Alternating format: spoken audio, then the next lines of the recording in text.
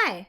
So I wanted to spend a little time today going over our Hebrew vowels. A lot of my students find the vowels in Hebrew particularly confusing. I think part of it is that the vowels in Hebrew are little lines and dashes that complement the letters, so they don't stand on their own. They're always attached to a letter. Um, so for going through our vowels today, we're going to be using the letter Aleph as our letter. Since Aleph is a silent letter, it won't change the sound of the vowels. I have the vowels organized by sound because there's more than one way to make most sounds. So the first sound we're going to go through is the ah sound. There are three ways that are used to make the ah sound. There is the way that it looks more like kind of like a tongue depressor here. So I always think that that looks like a tongue depressor, which makes you go ah. So that's how I remember it's the ah sound. Same here. It's a straight line ah. And here this little these two vertical dots we'll get to on their own later, but it is the shiva vowel, and it can be attached to another vowel. And for our purposes, it doesn't really change it much. So this is still the ah, just like the one next to it, even with the shiva next to it. Moving here, if I add the yud after either ah vowel, it goes from ah to I. I always remember this because I is a diphthong, where so if you start with the sound ah and you add the y sound for the yud, you end up with an I, and so this makes an I sound.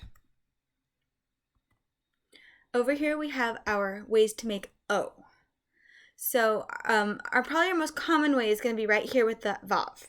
You have a vav with the dot on top. It's an O. A lot of my students remember this by the dot is on top, just like when you have O, you have an idea. So when the vav has an idea, the light bulb went off. O. You can have the dot without the vav as well. Here it's right on top of the aleph. Usually it would be just a little bit to the left of the aleph. Spacing is difficult with Hebrew. I'm doing my best. But that's where that would be. Here is a very different way to make O.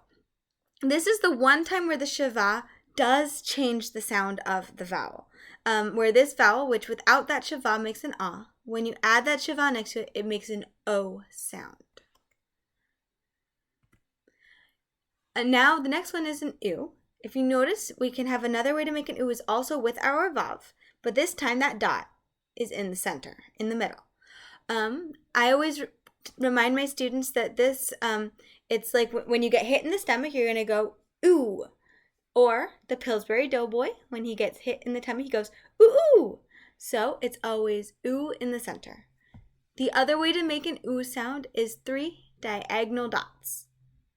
And I don't know why, but I always think about a ball rolling down a hill and going, ooh, to remember that makes the ooh sound.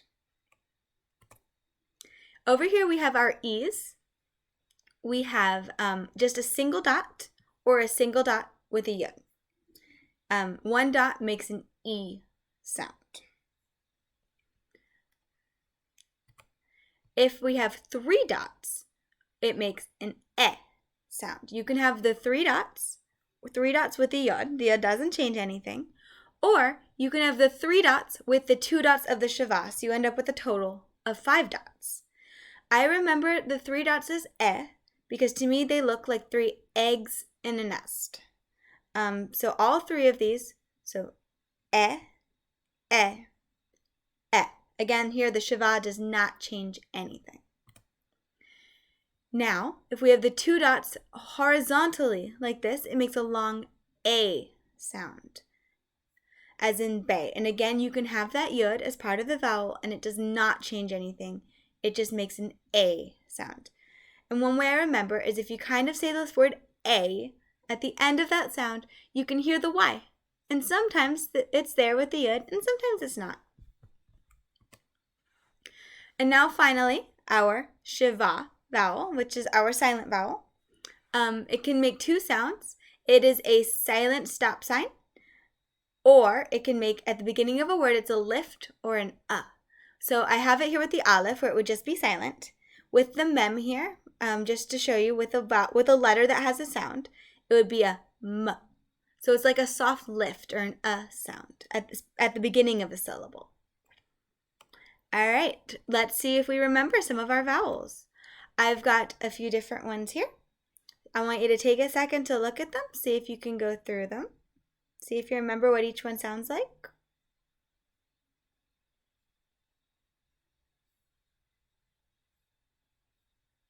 So they are A, E, U, O, I, O.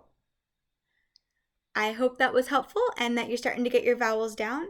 They are very helpful to get down, just have them down real quickly so that you are able to focus your attention on blending your words together rather than trying to figure out what those little dots and lines stand for.